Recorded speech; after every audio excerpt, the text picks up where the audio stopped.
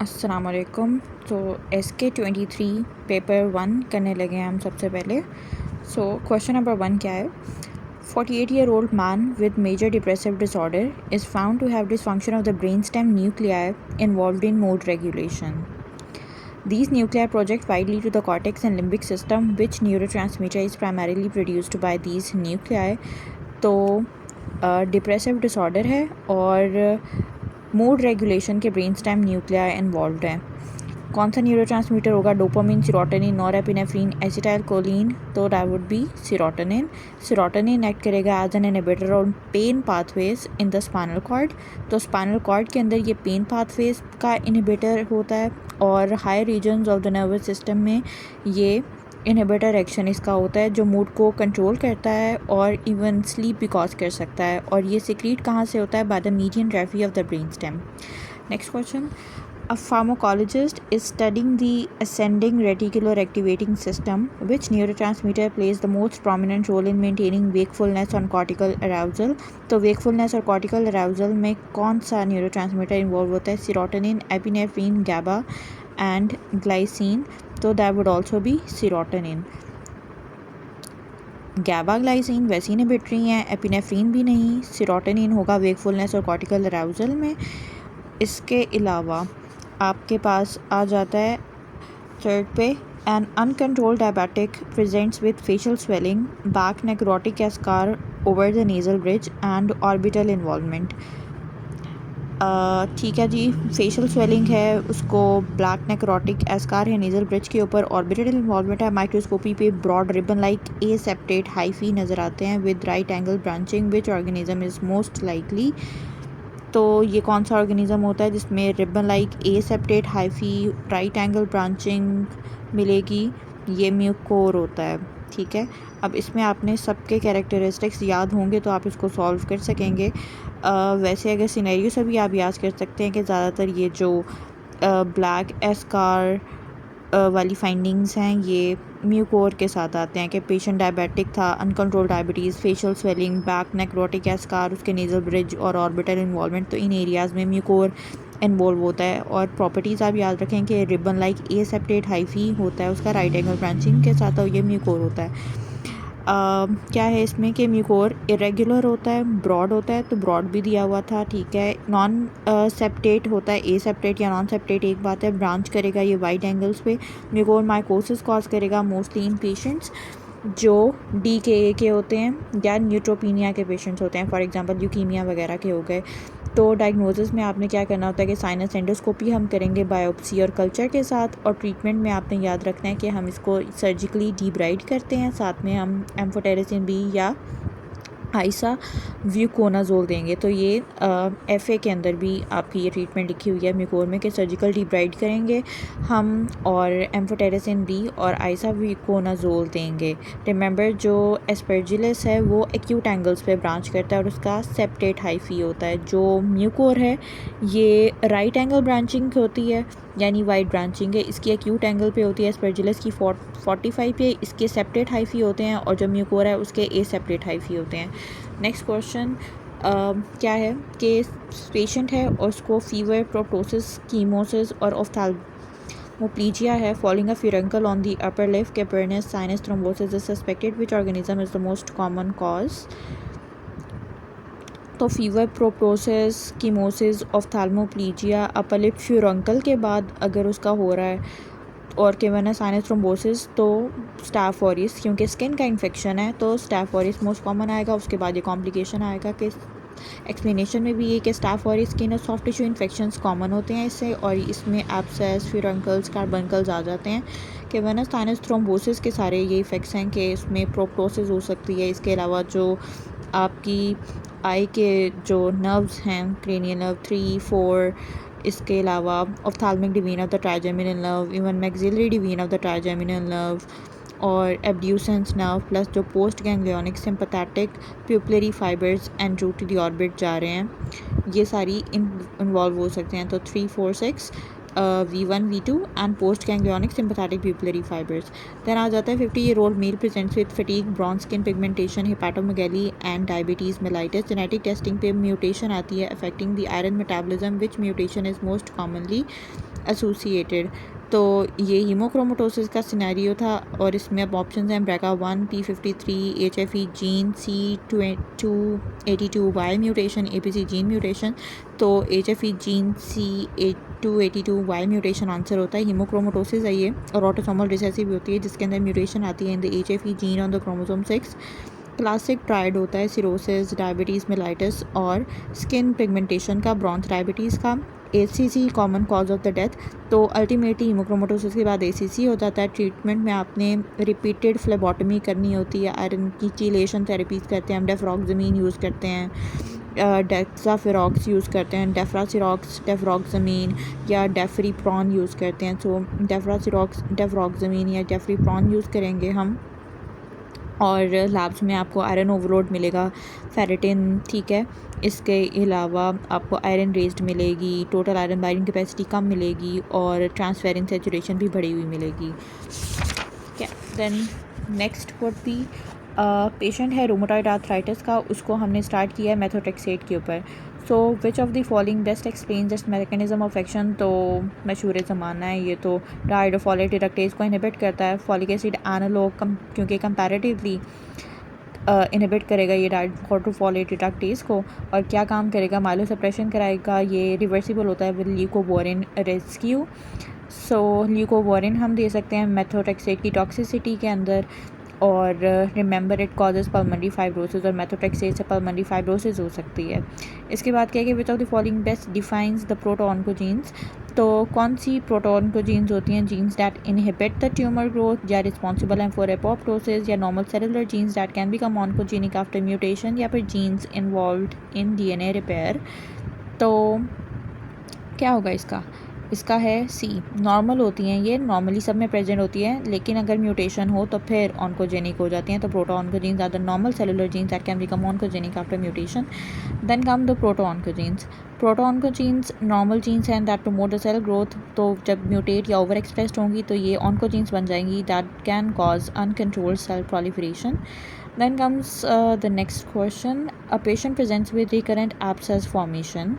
ठीक है। The causative organism is catalase positive. On other hand, which organism is most likely? तो 2 hint दे दिया उसने, अब तो आ जाना चाहिए। Then it is streptococcus pyogenes, staph aureus, enterococcus faecalis, clostridium perfringens. Very easy, staph aureus. Skin infections आपके पास जो भी हैं, प्लस ये कैटालेस पॉजिटिव भी होती है, तो ये स्टाफ ऑरियस है। तो क्रॉनिक ग्रेन्युलोमाटस डिजीज़ है, X linked form most common है, और डिफेक्ट होता है NADPH ऑक्सीडेज का in the neutrophils, increase susceptibility to the catalase positive organisms. तो उसने पीछे बायोडाटा दिया था इसका कि किन लोगों में ज़्यादा ससेप्टेबिलिटी होती है कैटालेस पॉजिटिव ऑर्गेनिजम्स के इन्फेक्शंस होने में, वो जिनके अंदर NADPH ऑक्सीडेज की डिफेक्ट होता है न्यूट्रोफिल्स के अंदर, और फिर आपके पास क्रॉनिक ग्रेन्युलोमाटस डिजीज़ हो जाती हैं जो कि एक्स लिंक्ड रिसेसिव हो जाती हैं, and one of those catalase positive organism is staff aureus. Next question क्या है कि पेशेंट है विद कैवर्नस साइनस थ्रोम्बोसिस और वो प्रेजेंट कर रहा है with ophthalmoplegia and reduced corneal sensation. ठीक है, reduced corneal sensation ऑफ्थेल्मोप्लीजिया है, cranial nerve most likely affected, the earliest क्या है, सबसे पहले कैवर्नस साइनस थ्रोम्बोसिस में कौन सी नर्व अफेक्ट होती है, ये सवाल पूछा उन्होंने। तो ऑप्शंस में क्या है, ऑप्टिक नर्व है, ऑक्यूलोमोटर नर्व है, then ophthalmic division of the trigeminal nerve है, and then we have the facial nerve. तो अगर जो उसने सिनेरियो में हमसे पूछा है कि जो कॉर्नियल सेंसेशन है, corneal sensation ophthalmic division of the trigeminal nerve लेके जाती है, तो ये इफेक्ट हुई है, तो 2 तो नहीं होगा, 3 भी नहीं होगा। Then it would be ophthalmic division of the trigeminal nerve. फिर उसके बाद आ जाती है आपके पास फेशियल नर्व, तो वो भी नहीं होना था। तो कॉर्नियल रिफ्लेक्स अगर आपके पास है तो ये इफेक्ट हुआ है। कॉर्नियल रिफ्लेक्स जाता है कहाँ से है, एफरेंट उसका जाता है आपकी जो ophthalmic division of the trigeminal nerve है उसकी नेज़ोसिलरी ब्रांच, और जो ईफरेंट उसका जाता है, हम आंखें बंद कर लेते हैं ना, that is by the facial nerve, orbicularis oculi होती है। ठीक है, तो ऑर्बिकुलरिस ओकुलाई को जारी होती हैं आपकी टेम्पोरल और zygomatic branches 7th cranial nerve की। तो ये आपके पास आ जाएगा आंसर कि वेनस साइनस थ्रोम्बोसिस हम ऑलरेडी पिछले पेज पे कर चुके हैं, इसमें प्रोप्टोसिस होता है। इसके अलावा जो आपकी आई की सारी नर्व्स होती हैं, क्रेनियल नर्व 3 हो गई, 4 हो गई, 6 हो गई। इसके अलावा जो ऑफ्थैल्मिक डिवीजन है या मैक्सिलरी डिवीजन है ट्राइजेमिनल नर्व की, वो हो जाती हैं। और post ganglionic sympathetic papillary fibres जो ऑर्बिट को जा रहे होते हैं तो वो हो जाएंगी। इसके अलावा 7th जो है वो तो पास नहीं करती, तो 7 भी नहीं होगा। नेक्स्ट क्वेश्चन क्या है कि यंग एडल्ट है, ये प्रेजेंट करा है डिप्लोपिया के साथ, एग्जामिनेशन पे रिवील करा है impaired adduction of the right eye and nystagmus of the left eye on adduction. Lesion is located in. आप सवाल को समझें कि उसको डिप्लोपिया हुआ है और राइट आई जो उसकी है वो एडक्ट नहीं कर पा रही और निस्टैग्मस हो रहा है दूसरी आई का, यानी लेफ़्ट आई का एबडक्शन पे। तो INO हमने एक निमोनिक पढ़ा था इंट्रान्यूक्लियर ऑफ्थैल्मोप्लीजिया में कि जो इप्सी लैटरल है उसका एडक्शन का मसला आता है और जो ऑपोजिट है उसका निस्टैग्मस होता है। तो यही है कि अगर राइट आई की एडक्शन है तो आंखें बंद करके आपने लगा देना है कि राइट मीडियल लॉन्गिट्यूडनल फेसिकुलस का मसला है, और आंसर भी यही है। Optic chiasm oculomotor nerve medial longitudinal fasciculus cerebellar peduncle, तो मीडियल लॉन्गिट्यूडनल फेसिकुलस में इंटरन्यूक्लियर ऑफ्थैल्मोप्लीजिया आ जाएगा, जिसके अंदर INO हमने निमोनिक अभी कर लिया। इप्सिलैटरल आई है जो fail to adduct, impaired adduction given in the question stem, plus nystagmus और कंट्रालैटरल आई विद एबडक्शन, तो ये मल्टीपल स्क्लेरोसिस के अंदर ये हो रहा होता है। सो ये राइट मीडियल लॉन्गिट्यूडनल फेसिकुलस होगा। Then the next question is, a patient is unable to identify the objects placed in his hand with eyes closed despite intact primary sensations. तो क्या ये एज डायग्नोसिस होता है। सबसे पहले ये पता होना चाहिए कि अगर वो हाथ पे रखी हुई कोई चीज़ आइडेंटिफाई नहीं कर पा रहा when the eyes are closed, तो इसका मतलब है एज डायग्नोसिस है उसे। लियन उसकी कहाँ पे होगी, स्पाइनोथैलेमिक ट्रैक्ट में, dorsal column, superior parietal lobe या फिर प्राइमरी मोटर कॉर्टेक्स, तो काफ़ी इजी है, सुपीरियर पैराइटल लोब्यूल के अंदर होगा। अगर सुपीरियर पैराइटल लोब्यूल के अंदर लियन होती है तो एज डायग्नोसिस होते हैं, which is the inability to जज द शेप्स और forms of object due to impaired cortical processing. तो कॉर्टिकल प्रोसेसिंग आपकी इम्पेयर्ड होती है, इसकी वजह से ये नहीं हो रहा था। नेक्स्ट क्वेश्चन क्या है हमारे पास कि न्यूनेट है, ये प्रेजेंट कर रहा है with enlarged echogenic kidneys and hepatic fibrosis। दो चीज़ें बता दी, किडनीज enlarged हैं, hepatic fibrosis हुई है। फैमिली हिस्ट्री पे आपको एक रिसेसिव इनहेरिटेंस पैटर्न मिल रहा है। मोस्ट लाइकली डायग्नोसिस क्या है, अब एज क्या थी इसमें हम अगर देखें तो नियोनेट है, ठीक है। तो ये हो सकता है आपका autosomal recessive polycystic kidney disease. मैंने एज इसलिए देखें क्योंकि एडल्ट ऑटोसोमल डोमिनेंट वाला होता है और जो बच्चे होते हैं न्यूनेट्स होते हैं उनमें ऑटोसोमल रिसेसिव होता है। तो autosomal recessive polycystic kidney disease autosomal recessive है। Recall if similar condition presents in adults, तो ऑटोसोमल डोमिनेंट हो जाता है। 2 एसिम्प्टोमेटिक पेरेंट्स हैं, ठीक है, और वो कह रहे हैं कि वो कैरियर्स हैं एक ऑटोसोमल रिसेसिव डिसऑर्डर के। What is the probability that their child will be affected, okay.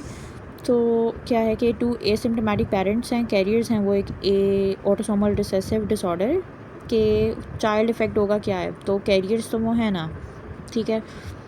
तो अगर 2 कैरियर्स हों तो आपने वो बॉक्स बना लेना है जो 2x2 का होता है। एक साइड पे आप चलें बना ही लेते हैं हम लोग यहाँ पे। अगर फॉर एग्ज़ाम्पल ये A है, ये A लूँ मैं, इसको A लूँ, A लिए फॉर एग्ज़ाम्पल फ्रेनी ट्रेट, और ये ऑटोसोमल रिसेसिव ट्रेट है, इसका ये हो जाएगा, ठीक है, इसका ये हो जाएगा, इसका ये हो जाएगा, इसका ये हो जाएगा। तो वी कैन सी ये जो A बना है दैट इज़ 4 टोटल हैं, तो 25% होगा, तो 1 आउट ऑफ 4 होगा। 25% of spring will be affected.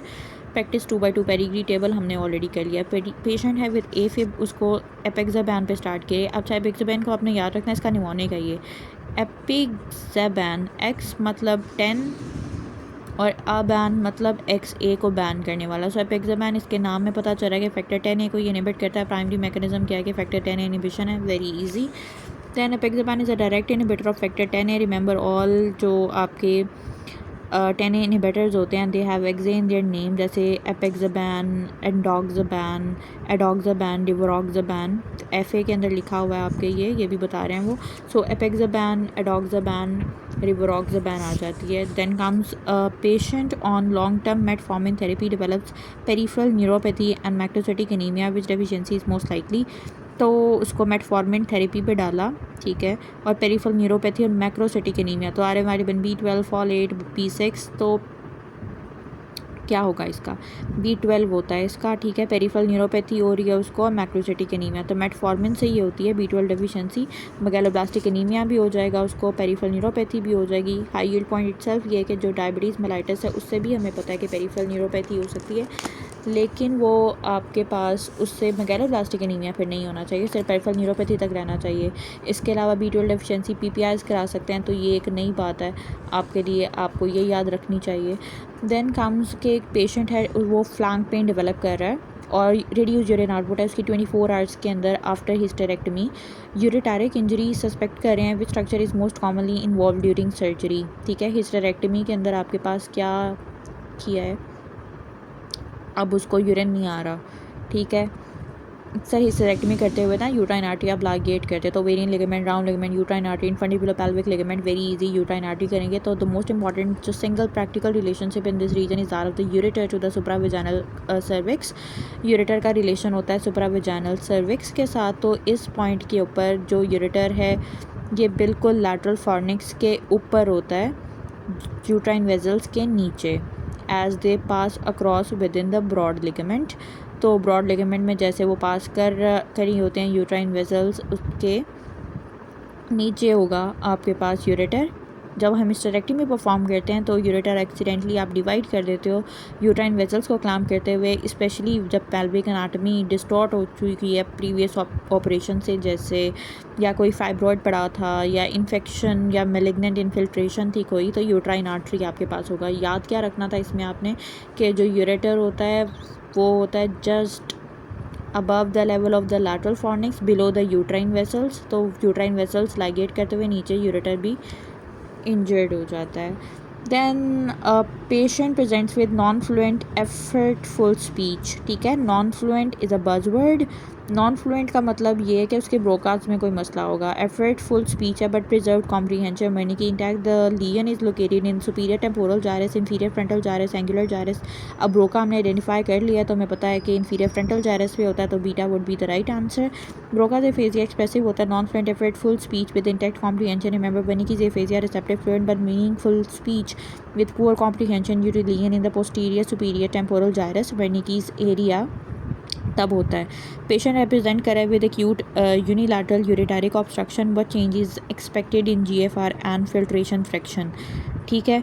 तो अगर कोई एक्यूट उसको यूनिलैटरल यूरिटारिक ऑब्स्ट्रक्शन हो गई है, ठीक है, तो GFR क्या होना चाहिए उसका, और फिल्ट्रेशन फ्रैक्चर को क्या होना चाहिए। पहली ऑप्शन में GFR बढ़ रहा है, फिल्ट्रेशन फ्रैक्शन भी बढ़ रहा है। दूसरी में GFR कम हो रहा है, फिल्ट्रेशन फ्रैक्शन भी कम हो रहा है, ठीक है। आगे भी सारे ऑप्शन देख लेते हैं। देन GFR कम हो रहा है, फिल्ट्रेशन फ्रैक्शन बढ़ रहा है, देन GFR बढ़ रहा है और फिल्ट्रेशन फ्रैक्चर कम हो रहा है। तो वेरी ऑब्वियस जो था वो यही था कि आपके पास जो बीटा ऑप्शन थी ना, दिस वन, कि GFR भी कम है, फिल्ट्रेशन फ्रैक्शन भी बन गया। ये बिल्कुल ज़ाहिरी सी बात है कि जब आपका यूरेटर ऑब्स्ट्रक्ट हो गया है, अब पीछे बैक फ्लो जाएगा, तो ना तो GFR आपकी बढ़ेगी, GFR कम हो जाएगी अल्टीमेटली, ना आपकी चीज़ें जब फ़िल्टर होंगी तो फिल्ट्रेशन फ्रैक्शन भी आपके पास कम हो जाएगा रीनल प्लाज्मा फ्लो से, ठीक है। कम चीज़ें फ़िल्टर हो रही हैं। नेक्स्ट क्वेश्चन चलें एक्सप्लेनेशन भी देख लेते हैं। यूरिनरी ट्रैक्ट यूरिटारिक ऑब्स्ट्रक्शन से हाइड्रोस्टैटिक प्रेशर वोमेन स्पेस के अंदर बढ़ जाता है, ठीक है, वही बैक फ्लो वाली स्टोरी है। हाइड्रोस्टैटिक प्रेशर बढ़ जाएगा तो नेट फिल्ट्रेशन प्रेशर कम हो जाएगा, GFR कम हो जाएगी और वो फिर हाइड्रोनेफ्रोसिस हो सकती है अगर प्रोलॉन्ग्ड अरसे तक ये अगर ऑब्स्ट्रक्शन रहती है, और डिक्रीज फिल्ट्रेशन फ्रैक्शन हो जाएगी। नेक्स्ट क्वेश्चन क्या है कि पेशेंट प्रेजेंट करेगा with acute blood loss following trauma, and which of the following is the most immediate compensatory response, ठीक है।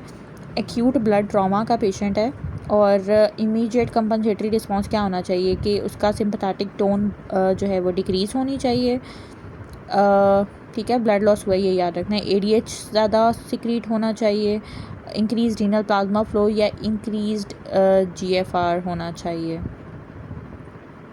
ठीक है।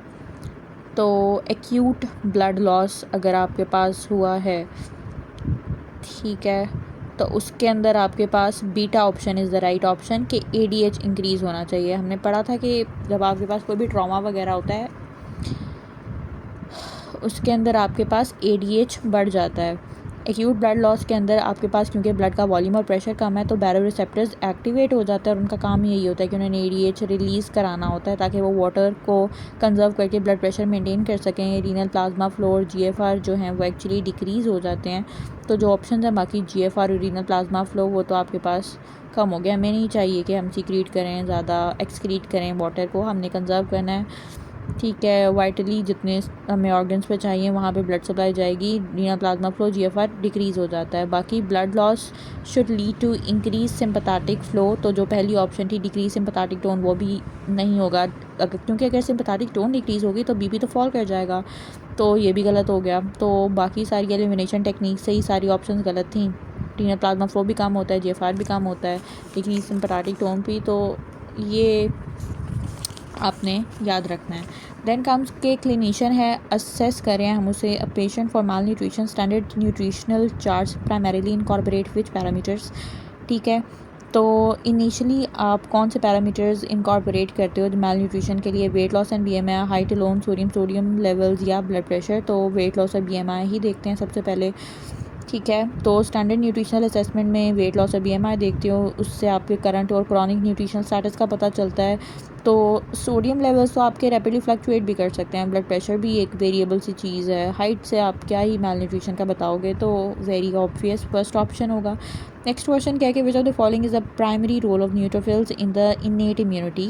ठीक है, इम्यूनिटी से सवाल है आपके पास कि न्यूट्रोफिल्स ने क्या करना होता है इनेट इम्यूनिटी में। एंटीबॉडी प्रोड्यूस करेंगे न्यूट्रोफिल्स, फेगोसाइटोज एंड माइक्रोबियल किलिंग करेंगे, एंटीजन प्रेजेंटिंग करेंगे या फिर साइटोकाइन मीडिएटेड सिग्नलिंग करेंगे। तो न्यूट्रोफिल्स हमें पता है फेगोसाइटोसिस में रोल होता है, माइक्रोबियल किलिंग के अंदर इसका रोल होता है। ठीक है, तो वेरी ऑब्वियस ये हो जाएगा आपके पास phagocytosis and microbial killing. FM immunity में आपके पास चैप्टर होगा जहाँ पे आपने वो ऑप्शनाइजेशन वगैरह पढ़ेंगे, वो न्यूट्रोफिल्स थे सारे जो कह रहे थे फेगोसाइटोसिस वगैरह, तो बीटा ऑप्शन होगा फेगोसाइटोसिस माइक्रोबियल किलिंग।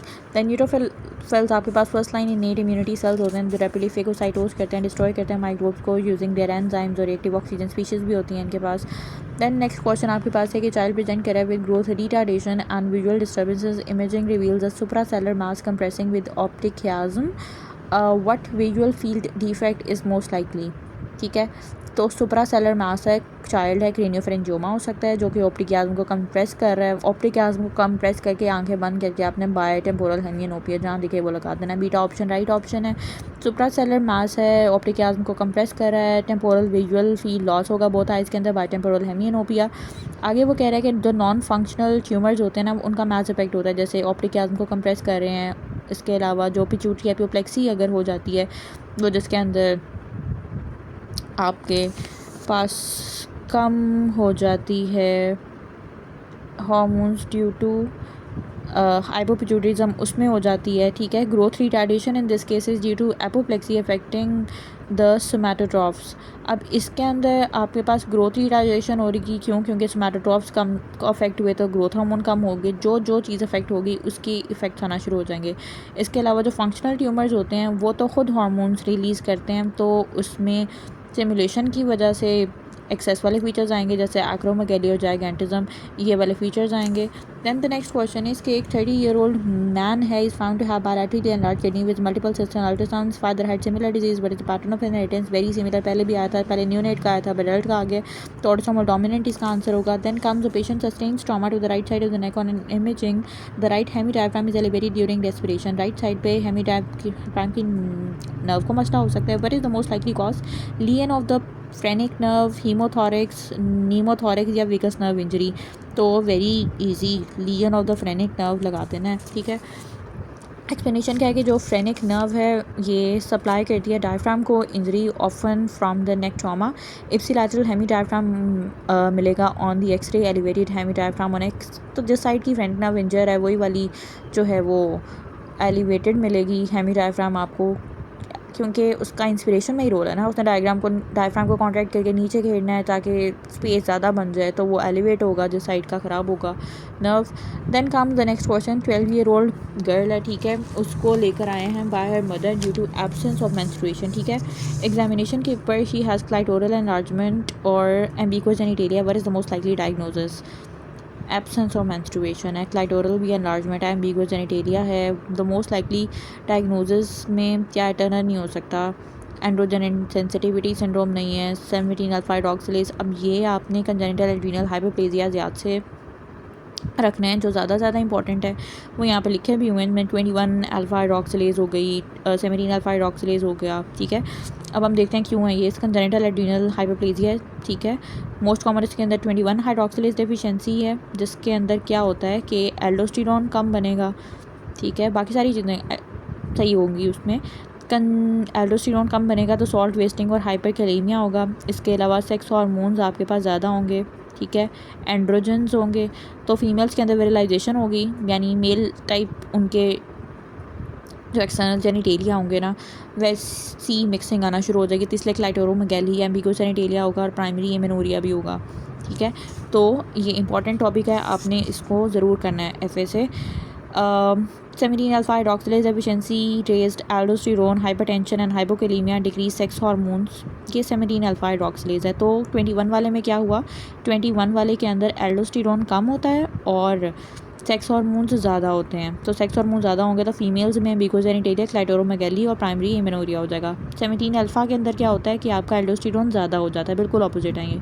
एल्डोस्टेरोन ज़्यादा हो जाता है तो हाइपरटेंशन और हाइपोकैलेमिया वाले सिम्टम्स आएंगे और सेक्स हार्मोन्स कम होते हैं, तो फीमेल्स के अंदर आपके पास फिर क्या होगा कि सेकेंडरी सेक्शुअल कैरेक्टर्स कम होंगे। तो 17 अल्फा याद रखना है, 21 हाइड्रोक्सिलेज याद रखना है। नेक्स्ट क्वेश्चन है, विच of the following best explains the rapid conduction of impulses in the परकिंजे fibres. क्या हो सकते हैं कि increased fiber diameter, increased number of the gap junctions, increased sodium permeability, increased calcium influx। परकिंजे fibres में rapid conduction कैसे हो रही है जी, इसका बीटा, ठीक है। हार्ट के अंदर आपके पास परकिंजे फाइबर्स के अंदर गैप जंक्शंस होते हैं, तो परकिंजे फाइबर्स के अंदर हाईएस्ट स्पीड ऑफ कंडक्शन होती है। एक तो उनके पास वाइड डायमीटर होता है, ठीक है। ऑप्शंस में हम इन ऑर्डर ऑफ इंपॉर्टेंस बता रहे हैं कि अगर ये ऑप्शन हो तो कौन सा ज़्यादा इंपॉर्टेंट है या आपने कौन सा लगाना है, अगर सारे ऑप्शंस लिखती हो तो वाइड डायमीटर है सबसे पहली बात। दूसरा, large number of gap junctions हैं, देन कौन से सोडियम चैनल ज़्यादा हैं, large number of sodium channels, फिर आपके पास less number of the myofibril and then short refractory period, ठीक है। हाईएस्ट स्पीड ऑफ कंडक्शन क्यों है, इसी ऑर्डर से आपने याद रखना है कि सबसे पहले डायमीटर ज़्यादा है, गैप जंक्शंस ज़्यादा हैं, फिर सोडियम चैनल्स जो हैं वो ज़्यादा हैं, मायोफिब्रिल कम है और रिफ्रैक्टरी पीरियड भी कम है।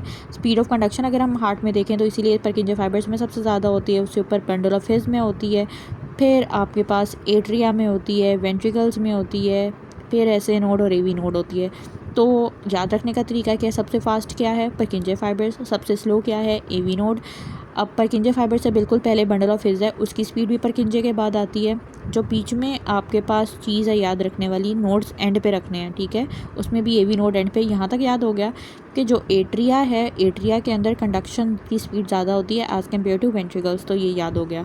स्पीड ऑफ रेट अगर हम देखें, ये स्पीड ऑफ कंडक्शन थी, रेट कंडक्शन में तो सबसे पहले ऐसे नोड है, क्यों, क्योंकि ऐसे नोड आपका ऑटोमेटिसिटी जो आपके पास रिदमिसिटी है वो मेंटेन करता है। इससे ज़्यादा अगर किसी का रेट होगा फिर तो वो मेन आपका नोड बन जाएगा जहाँ से नर्व इम्पल्सेस जाएंगी, एक्टोपिक फोकाई बन जाएंगे, तो सबसे ज़्यादा ऐसे नोड ही होना चाहिए, फिर एवी नोड ही होना चाहिए एंड देन परकिंजे फाइबर्स होने चाहिए, ठीक है। Then what is required for muscle contraction, that is tropomyosin, irritant, stretch या फिर जे रिसेप्टर। तो आपको क्या चाहिए मसल कॉन्ट्रैक्शन के लिए, ट्रोपोमायोसिन चाहिए आपको, इरिटेंट, स्ट्रेच या जे रिसेप्टर। वो तो वो कह रहे कि मसल कॉन्ट्रैक्शन के लिए आपको स्ट्रेच चाहिए, ठीक है। तो ये आपने याद रखना है। इसके अलावा आपके पास क्या है कि 27 ईयर ओल्ड वुमेन है with regular 28 day menstrual cycle, present करिए फॉर इवैल्यूएशन ऑफ फर्टिलिटी, ठीक है। अब क्लिनिशियन कंफर्म करना चाह रहा है कि ओव्यूलेशन हो रही है कि नहीं हो रही, which of the following is the most reliable test in this patient. तो 27 ईयर ओल्ड है, 28 डे मेंस्ट्रुअल साइकिल है, उसका ओव्यूलेशन चेक करने के लिए आप क्या चेक करोगे, serum oestrogen level on day 21, serum progesterone level on the day 21, serum LH level on the day 21 या serum FSH level on the day 3। तो उसके अंदर आपने देखना है serum progesterone level on the day 21, ठीक है। 28 डे का उसका साइकिल था, तो जो आपका ल्यूटियल फेज़ है ना वो स्टार्ट होना था तकरीबन कोई 14 दिन के बाद, वो 14 से तकरीबन 28 डेज़ तक चलना था, और उसका मिड क्या बनेगा, तकरीबन 21। तो जो मिड लूटियल फेज़ है ना, उसके अंदर आपने सीरम प्रोजेस्टेरॉन देखना होता है। That is the most reliable marker of ovulation, क्योंकि उससे आपको पता चलता है कि ओव्यूलेशन के बाद कॉर्पस ल्यूटियम की एक्टिविटी कितनी है। क्यों? क्योंकि कॉर्पस ल्यूटियम ने क्या निकालना था, प्रोजेस्टेरॉन। इसलिए ये बहुत इंपॉर्टेंट है कि ओव्यूलेशन हो गई होगी। देखो, शुरू में अगर हम बिल्कुल इनिशियली करेंगे ना, तो हो सकता है कि 1-2 दिन का आगे पीछे का फ़र्क आ जाए, या उतनी एक्टिविटी उसकी पीक पे पहुंची ना हो, या लास्ट पे बिल्कुल ख़त्म होने वाली हो। तो ये हमेशा जो मिड साइकिल है ना, वो आपको बेहतरीन चीज़ बताता है कि पीक पे होती है चीज़, और वो हार्मोन से हम डिटेक्ट कर लेते हैं। तो mid luteal phase serum progesterone marker है ओव्यूलेशन का। देन नेक्स्ट क्वेश्चन में क्या है कि वुमेन है with a history of severe postpartum haemorrhage years ago presents with hypotension, BP 80/50, hyponatraemia and features of the adrenal insufficiency. She also has a history of depression and failure to lactate after delivery. What is the most likely diagnosis? ठीक है, delivery hint है उसका। ठीक है, postpartum haemorrhage हुआ तो pituitary के अंदर वो जो शीहान सिंड्रोम है, वो हो सकता है कि उसके सारे वो कम हो गए हों, अगर ये वो वाला सवाल है तो। यस, ये वही सवाल है। ठीक है, तो हाइपोटेंशन, हाइपोनेट्रीमिया, एड्रिनल इनसफिशिएंसी वगैरह, और डिप्रेशन वगैरह भी हो गया, लैक्टेशन भी नहीं हो रही, तो ये शीहान सिंड्रोम है। क्या होता है इसमें, सीवियर पोस्टपार्टम हेमरेज होता है, और इंटीरियर पिट्यूटरी का इसका इस्कीमिक इन्फार्क्ट हो जाता है। जैसे इंटीरियर पिट्यूटरी के हार्मोन सिक्रीट नहीं होंगे तो प्रेगनेंसी इंड्यूस्ड पिट्यूटरी ग्रोथ जो है, ठीक है, अब इंक्रीज ससेप्टेबिलिटी टू हाइपोपरफ्यूजन हो जाती है। ठीक है, क्या होता है कि प्रेगनेंसी में नॉर्मली आपके पास पिट्यूटरी ग्रोथ की ना बढ़ जाती है, पिट्यूटरी ग्रोथ बढ़ जाती है। अब उसमें ये है कि आपके पास हाइपोपरफ्यूजन का ख़तरा होता है इसके अंदर। ठीक है, यूजुअली प्रेजेंट करेगी विद फेलियर टू लैक्टेट, और डिक्रीज्ड प्रोलैक्टिन होगा, एड्रिनल इनसफिशिएंसी क्योंकि ACTH नहीं बन रहा, तो ये आपके पास सीन होता है। Remember, pituitary apoplexy has sudden haemorrhage. Pituitary apoplexy में सडन हेमरेज होता है। इसके अलावा आपके पास क्या है कि 12 ईयर ओल्ड है। ओके, नेक्स्ट हम अगली वीडियो में करते हैं।